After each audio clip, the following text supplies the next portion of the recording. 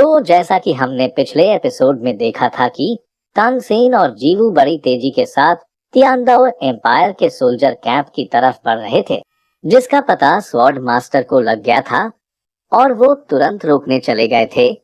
पर उन्हें ये नहीं पता होता है कि वो तानसेन और जीवू है।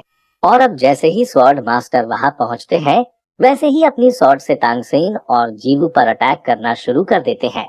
और ये देखकर तानसेन और जीवू उनसे बचने लगते हैं, पर स्वॉर्ड मास्टर की पावर्स ज्यादा होती है, इसलिए जीवू को बचने में मुश्किल होने लगती है। ये देख तानसेन उसे बचाकर दूर ले जाता है और अपनी कैप को उतार देता है, जो देखकर स्वॉर्ड मास्टर अटैक करना बंद कर देते हैं। और फिर तानसेन बोलता है, सीनियर, मैंने आपको इतने समय बाद देखा है। तो स्वॉर्ड मास्टर कहने लगते हैं कि 5 साल बाद तो तुम्हारा प्रेजेंस बहुत ही पावरफुल फील हो रहा है। तुम्हारे से बहुत ही पावरफुल ऑरा फील हो रहा है। और निंग्रोग्रोग ने मुझे बताया कि तुमने गॉड ऑफ ओशियन की पावर को इनहेरिट किया है। जिस पर तानसेन कहता है, हाँ, ये जो पावर आपको फील हो रही थी वो गॉड ऑफ ओशियन की ही है। जिस पर स्वॉर्ड मास्टर कहते हैं कि सभी सोल मास्टर्स चाहते हैं कि वो लेवल 100 से ऊपर जाकर अपनी सोल पावर को अल्टीमेट बना सके, पर मैं अपनी लाइफ में लेवल 100 को कभी हासिल नहीं कर सकूंगा। ये कहकर वो बहुत दुखी होने लगते हैं। और फिर वो तानसेन से पूछते हैं कि अगर तुम यहाँ हमारे ट्रूप्स को ज्वाइन करने के लिए आए हो, तो तुम्हें ये साबित करना होगा कि तुम वुहान हॉल में जो कियान डोलियो है उसे चैलेंज कर सकते हो। और अब तुम मुझे चैलेंज करो और हरा कर दिखाओ। इससे मैं समझ जाऊंगा कि तुम इन 5 सालों में कितने पावरफुल हुए हो। जिस पर तानसेन भी चैलेंज के लिए तैयार हो जाता है और जीवू को दूर भेज देता है और आसमान में फाइट करने के लिए चला जाता है। इसके बाद हम दीन और महोगजून को देखते हैं, जो आपस में डिस्कस कर रहे होते। तभी उन्हें आसमान में एक जोरदार एनर्जी का ब्लास्ट महसूस होता है और तभी इसके बारे सभी को पता चल जाता है, तो वो सभी उस तरफ निकल जाते हैं।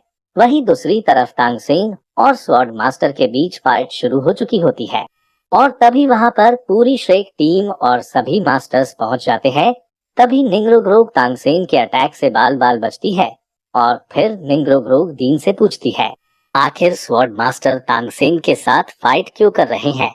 जिस पर दीन बताते हैं, वो एक दूसरे को चोट पहुंचाना नहीं चाहते हैं, वो सिर्फ एक दूसरे की एबिलिटीज को चेक कर रहे हैं, तो इसमें तुम्हें घबराने की कोई जरूरत नहीं है।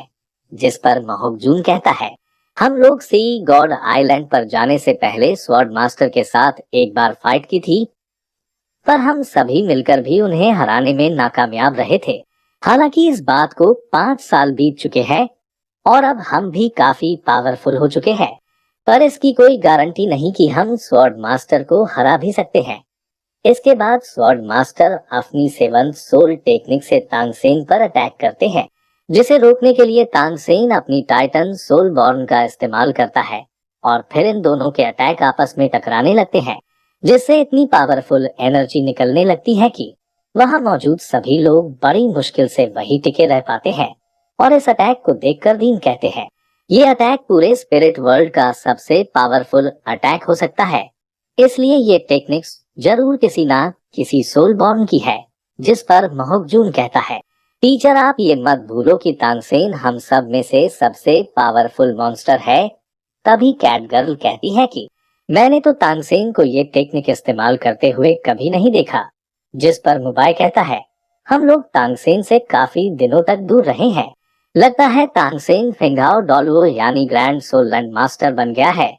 इसके बाद तानसेन अपने हाउतियान हैमर से स्वॉर्ड मास्टर से फाइट करने लगता है, पर इन दोनों की फाइट इतनी तेज होती है कि कोई भी इसे नहीं देख पाता है। इसके बाद स्वॉर्ड मास्टर तानसेन पर एक साथ कई सारी स्वॉर्ड से अटैक कर देते हैं, जो देखकर तानसेन इसे अर्निंग वाली सोल बॉर्न की first soul skill gravity hell का इस्तेमाल करता है और स्वॉर्ड मास्टर की सभी स्वॉर्ड्स को वहीं पर रोक लेता है, जो देखकर स्वॉर्ड मास्टर थोड़े हैरान होते हैं और फिर अपनी 8 सोल टेक्निक का इस्तेमाल करते हैं और अपनी सभी स्वॉर्ड्स को वापस इकट्ठा कर लेते हैं और उसका एक स्ट्रैंड बना देते हैं और फिर उससे एक बहुत बड़ी स्वॉर्ड बनाकर तानसेन पर पावरफुल लाइटनिंग अटैक करते हैं, जो देखकर तानसेन अपने हाउतियान हैमर की 9 सोल टेक्निक का इस्तेमाल करता है और पावरफुल अटैक करता है और इन दोनों अटैक्स के आपस में टकराने से बहुत पावरफुल एनर्जी निकलती है, जिससे आसपास के माउंटेन भी तबाह हो जाते हैं। और फिर स्वॉर्ड मास्टर तांगसेन से कहते हैं कि जहाँ तक मुझे लग रहा है अब तुम्हारी स्पिरिट पावर लेवल 90 को क्रॉस कर चुकी है। जो कहते ही वो अपनी 9 सोल टेक्निक का इस्तेमाल करने लगते हैं और बॉसैक्सी की तरह ही वाटर को कंट्रोल करने लगते हैं और फिर उससे एक बहुत बड़ी स्वॉर्ड बनाते हैं जिसका नाम स्वॉर्ड्समैन चेंजिन होता है। जो देखकर तांगसेन सोचता है कि मेरी स्पिरिट पावर लेवल 93 पर है, पर फिर भी मैं स्वॉर्ड मास्टर से 4 लेवल नीचे हूँ। इसलिए मैं अगर अपनी स्पिरिट पावर पर डिपेंड रहता हूँ तो मैं इस अटैक को नहीं रोक पाऊंगा। जो कहते ही तांगसेन सी गॉड ट्रायंट को बाहर निकाल लेता है और ट्रायंट की 3rd टेक्निक का इस्तेमाल करता है और स्वॉर्ड मास्टर की 9th टेक्निक को डिफेंड करता है और स्वॉर्ड मास्टर को वहीं पर ट्रैप कर देता है। और फिर सी गॉड की स्पिरिट स्वॉर्ड मास्टर के उस अटैक को डिस्ट्रॉय कर लेती है, जिससे एक पावरफुल शॉकवेव जनरेट होती है जिसे तियानदाओ एम्पायर के कैंप के सभी लोग भी महसूस कर पाते हैं। इसके बाद तांगसेन सोचता है कि मेरे इस अटैक की कंट्रोलिंग एबिलिटी कम हो गई है क्योंकि स्वॉर्ड मास्टर बहुत पावरफुल है। अगर मेरे पास ये अटैक नहीं होता तो मैं अब तक हार चुका होता। वहीं स्वॉर्ड मास्टर सोचते हैं कि इस टेक्निक ने मेरी पूरी पावर को दबा दिया, तो क्या गॉड अटैक टेक्निक में इतना पावर होता है। इसके बाद तांगसेन स्वॉर्ड मास्टर को रिस्पेक्ट के साथ कहता है, सीनियर मुझे माफ कर दीजिए, अब हमें इसे यहीं पर रोक देना चाहिए। मुझे नहीं लगता मैं आगे टिक पाऊंगा। तभी वहां पर ग्रैंड मास्टर आ जाते हैं, जिन्हें देखकर तांगसेन तुरंत उनके पास आ जाता है और उन्हें ग्रीट करते हैं। और फिर ग्रैंड मास्टर कहते हैं, तुम वापस आ गए हो, ये बहुत अच्छा है। इसके बाद ये दोनों गले मिलते हैं। तभी वहां पर प्रिंस चुई भी भागते हुए आ जाते हैं, जो तांगसेन को मास्टर कहते हुए रिस्पेक्ट देते हैं। जिस पर तांगसेन कहता है, आप लाखों लोगों को लीड कर रहे हैं तो आपका ऐसा करना ठीक नहीं होगा। तभी दीन और अरलोंग भी वहां पर आ जाते हैं, तो तांगसेन उन्हें भी ग्रीट करता है। और फिर अरलोंग तांगसेन से कहती है, तुम्हारा सी गॉड आइलैंड पर जाना बेकार नहीं गया, पर जीवू कहाँ पर है। इसी बीच तांगसेन के सभी फ्रेंड्स वहां आ जाते हैं और उसका वेलकम करते हैं, जिस पर तांगसेन कहता है कि अब शेख टीम फिर से पूरी हो गई। इसके बाद वहां पर जीवू की एंट्री होती है और जीवू कहती है, दोस्तों मैं भी वापस आ गई हूँ।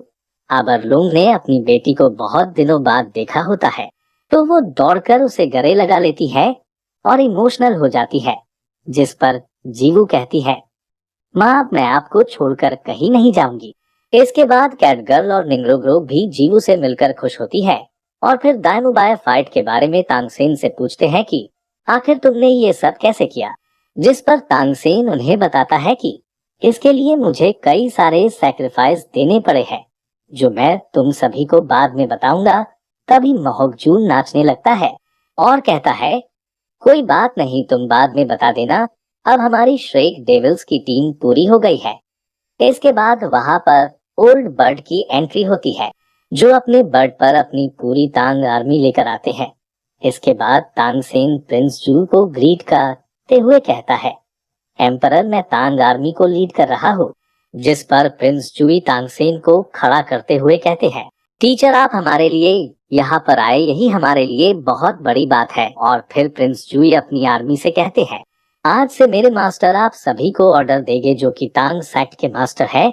अब तुम सभी को वो सभी ऑर्डर्स फॉलो करने होंगे, क्योंकि अब मास्टर के पास भी वो सभी अथॉरिटीज है जो मेरे पास है। जिस पर सभी एग्री करते हैं और फिर तांगसेन सभी से कहता है, हम सभी जरूर जीतेंगे। ये सुनकर सभी में जोश भर जाता है और सभी यही बात दोहराने लगते हैं। और इसी के साथ ये एपिसोड यहीं पर खत्म हो जाता है। और अगर आपको मेरी एक्सप्लेनेशन जरा भी पसंद आई है तो प्लीज इस चैनल को सब्सक्राइब भी कर दीजिए और बेल आइकन जरूर ऑन करना, ताकि तुम सभी को मेरी वीडियो सबसे पहले मिल जाए।